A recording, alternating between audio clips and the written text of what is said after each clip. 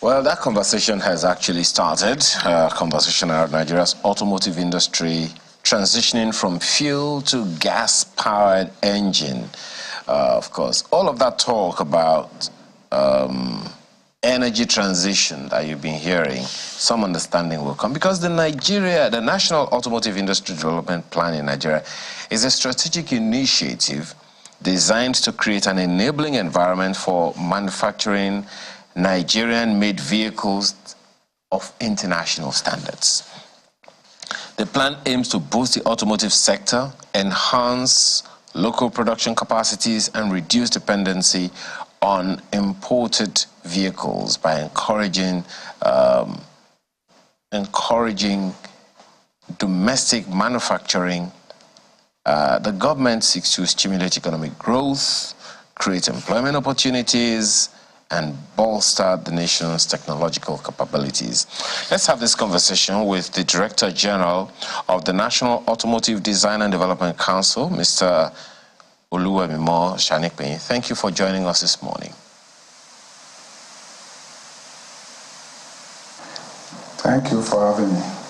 Well, let's begin that conversation with that challenge. First of all, maybe we should ask you, from where you sit as DG of NADDC, what are the issues you are contending with? Let's begin from there.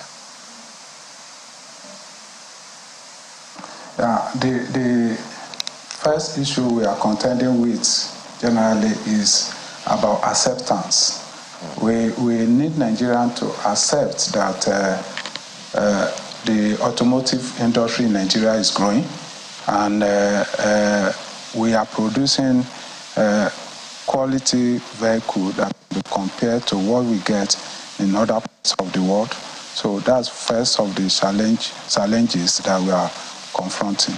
The other one has to do with infrastructure. The assemblers in Nigeria, they need to produce vehicles that will be competitive. And for it to be competitive, it have to be input also have to be competitive. So for us to be able to be competitive, we must be able to produce at a lower cost than what is being brought in from other countries.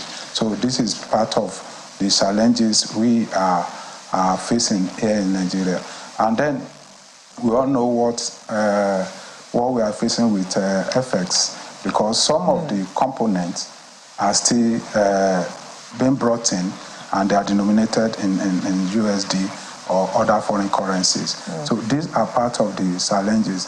And again, we are trying to move from fossil fuel to like electric vehicles. All this one, electric vehicle come with the different challenges that are unique to electric vehicle because they are based on development of some specified infrastructures that have to be compatible with the use of EVs. So these are part of the challenges. Again, I need to mention finance. The finance is because of the cost of finance in Nigeria is a bit high, and that means finance is part of the challenges we are contending with. DG, when you say that acceptance is one of the challenges you are facing, that sounds very strange, because since President Tinubu came on board and announced that subsidy on petrol had been removed, Nigerians have been waiting and eagerly for other options so that they won't have to buy petrol at 600 or more per liter. So this should actually be welcome news to Nigerians. Yes, it's a welcome news. As I'm talking to you now, a lot of our members, that is NAMA, the Nigerian Automotive Manufacturers Association, a lot of them have started bringing in kits. They've started doing conversion. So this is a welcome news because this is an opportunity for us to not only convert the existing one, but start producing CNG vehicle right here in Nigeria. And that's why I said acceptance, because by the time we know that what we are getting here is what you are going to get in elsewhere in the world, everybody will now ready to accept that Nigerian made vehicle is of good standards, qualities, as well as what we get in other parts of the world. So this is what I mean by that. But it's a good development that we are moving from PMS power vehicle to CNG power vehicle. And a lot of Nigerians are interested. Our people, when I say our people, the manufacturers, they are doing their best in converting the PMS fuel vehicles.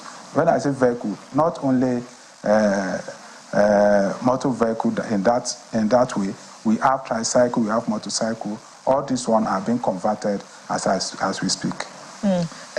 DG, if vehicles are being converted to CNG, for instance, this implies that there would be space to carry the gas which will power the car, right? Is that correct? Yes, there will be space to power. Yes, so for a motorcycle, for instance, what's going to happen? And for cars that have small boot spaces, what happens? Yes, the cylinder that each of the vehicle carry depend on the type of vehicle. So a bus, the type of cylinder a bus is going to carry is different from the type of cylinder a small car is going to be carried. And it's different from the type of cylinder that a tricycle or motorcycle is carrying. So for every type of vehicle, there are going to be specified type of cylinder. So it's part of what the regulatory framework, it's part of regulatory framework we are trying to put out, and pretty soon those regulatory framework will be released. We are working with different with different agencies that has to do with automotive, a lot standard with SON, with gas with NADDC, and we are working with all this. Even the presidential initiative of CNG, we are working on coming out with the framework. But when the framework is out finally, we are going to see that different kind of vehicle have different specific type of cylinder and specific type of kit that suits each of the category of vehicle we have on the road. Okay, the compressed natural gas, which will be the lifeblood of this project, where is it going to come from? And is it going to be in abundance enough to fuel our cars? Well, our vehicles, let me say. Yes, Nigeria is blessed with abundance of natural gas. So, and as of today, we produce natural gas in Nigeria, and we are working with Nigeria mainstream and downstream authority. They are working on that to provide the gas. They are the one regulating that aspect for us. They are the one regulating the aspect of provision of gas, storage of gas, and dispensing of gas. So they are handling those areas that has to do with gas. But as of today, Nigeria has abundance, has gas in abundance. We only need to provide some other infrastructure which they are working on. As of today, the piping gets to Ajaokuta, and from Ajaokuta we can still extend to other parts of the north and other parts of the south. So we won't have much problem in getting the CNG and getting the gas across to motorists. Is it the same gas which is being flared randomly, especially in the south, in the southern part of Nigeria? Yes, yes. I won't say being flared because the gas is the same gas, but we are now working on getting all this gas so that we can use it now, because now we have use for the gas. Now that we have use for the gas, the intention is there for us to now use that gas for more productively than flaring them, than flaring it. Okay.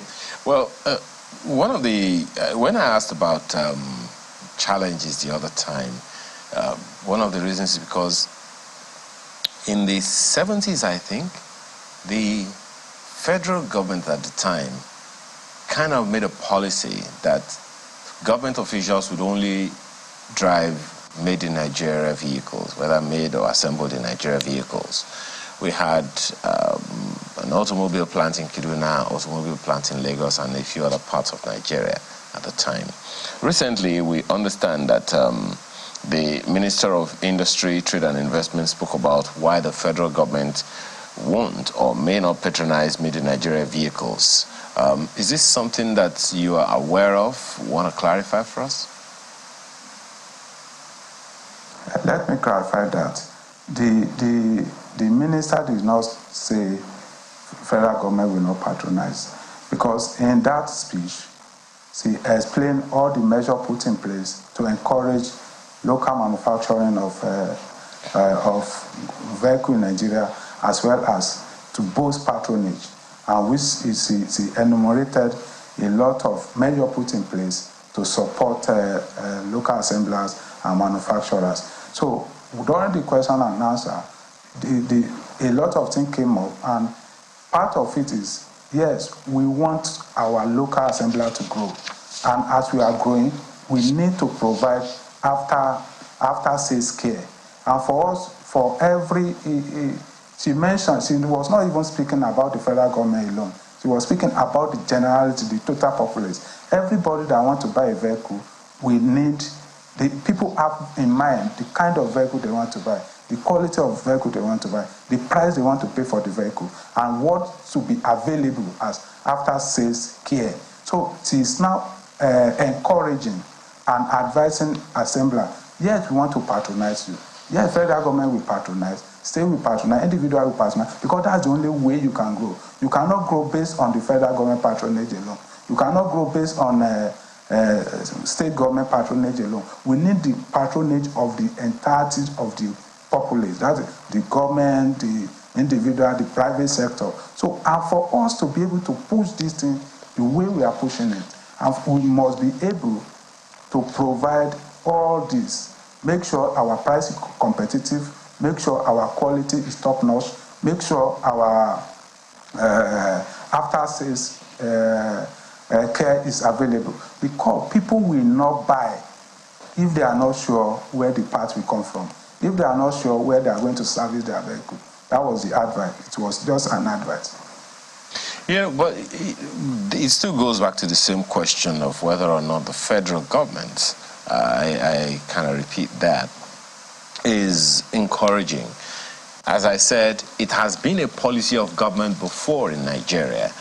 And it wasn't just one government. After the Gowon government, I think the Murtala Mohammed government also sustained that policy of the federal government, and the Obasanjo government that followed. So how helpful would it be, particularly these days when everyone is saying that Nigerians should tighten their belts, but meanwhile a good number of people are still aghast with the fact that the legislators, national and state houses of assembly, want to buy certain vehicles for 160 million naira. Meanwhile, we're aware that there are some bulletproof army, military-grade vehicles made by innocents are being bought by an African country for their military. How helpful do you think it will be for the federal government to make that policy for federal agencies alone? I mean, ministries, departments, and agencies of the federal government alone to patronize Nigerian vehicles on the one hand. On the other hand, is the Nigeria automotive industry ready for that kind of challenge? Yes, we are ready. Let me state that as of today, federal government and its agencies are patronizing locally made vehicles. Just as you mentioned one of the assembler, and the same assembler is being patronized by a lot of agencies, including the security outfits you mentioned. So what we are saying is that we can do more. So it's not that they are not patronizing. Government agencies, parastatals, federal government, they are patronizing, and they are really giving us a lot of support. A lot of support. So what we are now, that's part of the reason where the minister made that advice and tried to encourage. Apart from this, let's have everything that an organization, for example, may need, or what an agency may need, so that by the time the agency needs this thing, we will have them available. So, and then not only are we going to have them available, we are going to provide the necessary after-sales support that we ask or encourage anyone that wants to play in that field. As of today, we are getting the patronage of the government, we are getting the patronage of the agencies, and we know we can still do more to promote the market. That's part of what we are working on. Well, let me ask you if you have figures to certain requirements. For instance, how many vehicles are imported into Nigeria on an annual basis? And what is the capacity of Nigeria's automotive industry to meet that need? For instance, I don't know. So maybe you want to give us how many vehicles can the Nigerian automotive industry produce in a year, and how many are required in a year? For instance, maybe the number that are imported. How many vehicles are Nigerians buying on an annual basis? How many can the automotive industry in Nigeria produce from that number? As of today, the assemblers and manufacturers in Nigeria have capacity to produce, on the average, 400,000 vehicles per annum. Though, unfortunately, we have not been able to even do, 5% of that. This is 5% of that will have been about 20,000. We have not been able to do that, and it has to do with some of the challenges we mentioned. As at 2022-2021, the average vehicle that come into Nigeria then was about 500,000 per annum. So which means that this wide gap, which we have not been able to bridge. So we want, and that's part of the reason why we are putting a lot of measures in place, so that we'll be able to bridge the gap between supply and the local supply and the demand for vehicle in Nigeria. But again, some of these vehicles also are used vehicle, that is pre-owned vehicle that are coming into the country. So the predominancy of pre-owned vehicle in Nigeria is one of the major challenges that we are facing. Regarding this transition, DG, what infrastructure investments are planned to facilitate the establishment of CNG refueling stations? The CNG refueling station is going to be private driven. When I mean private sector driven, just as normal PMS filling stations are private sector driven, the relevant government authorities or agencies are going to lay down the standards and the process that involve storage, delivery, storage, and then the dispensing. But apart from that, it's going to be the private sector driven. So we are talking with relevant authorities who are supervising the filling stations. So we don't anticipate most problem in that regard. By the time the vehicles are on the road, we have more of it. As of today, we have some filling stations right here in Abuja that are already dispensing CNG, where people drive in, buy their CNG, and drive out easily. So by the time we have more, there will be more investment in that regard. Are there any such filling stations in the Lagos area?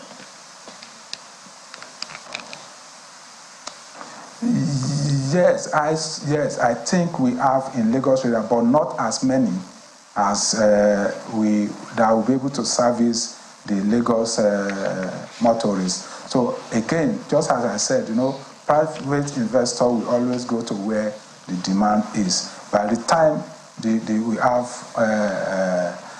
a lot of CNG on the road, by the time we start having CNG on the road, you won't be surprised to see a lot of filling stations, existing filling stations that will now be having a dispenser specifically for dispensing CNG. A lot of them are already working on that, and I don't think we are going to have much problem concerning that. And some part of the country, for example, in Edo State, we have a lot of filling stations dispensing CNG in Edo State and in Anambra State. Okay. How would you assess the awareness of this transition? What I mean is that, are the people adequately informed of this transition, in light of what you said at the beginning, that one of the challenges you were facing was acceptance? Do you not think that the acceptance is not really coming because there isn't enough awareness? If we're all aware that, number one, is going to be cheaper for us if we use gas instead of petrol, and we're also aware that in terms of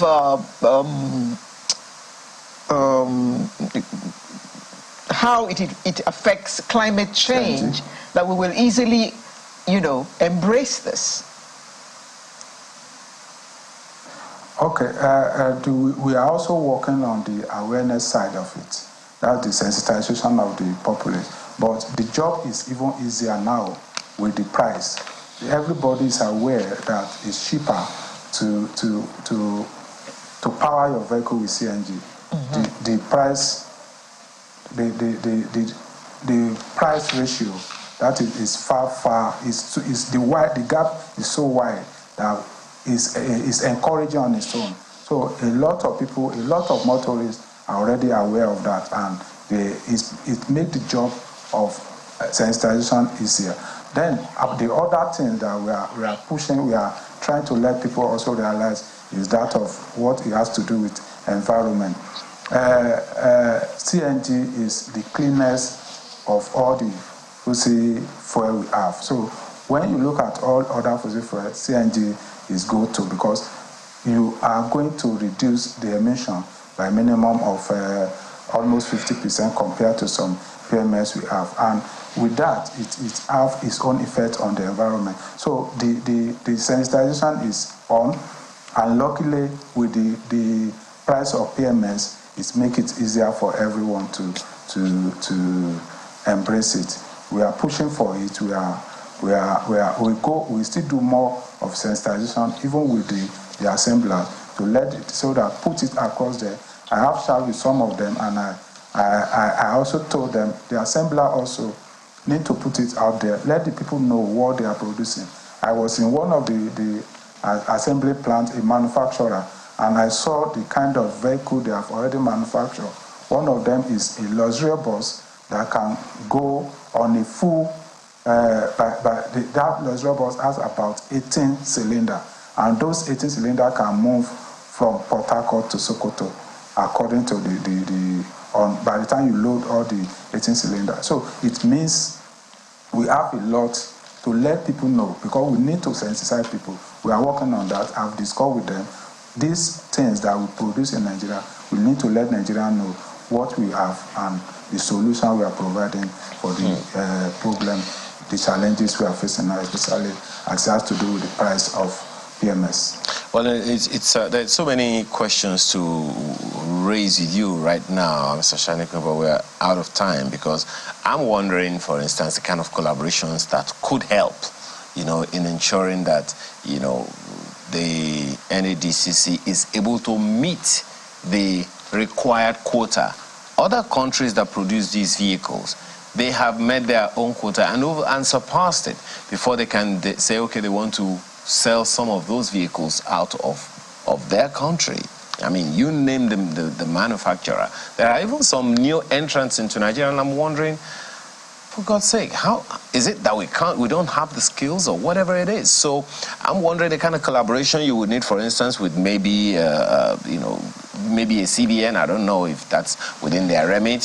State governments, whether they can pitch in, have some kind of collaboration with all of these agencies, and including petrochemical organizations. I don't know, but, maybe some other time we'll be able to have this conversation with you both. We have to thank you for being here this morning. Mr. Oluwemo Shanipi is the Director General of NADDC. Thank you so much for your time this morning, and all the best. Thank you for having me. Okay. We're back in a moment to talk about something Alara doesn't really like talking about. But we will talk about it after this break.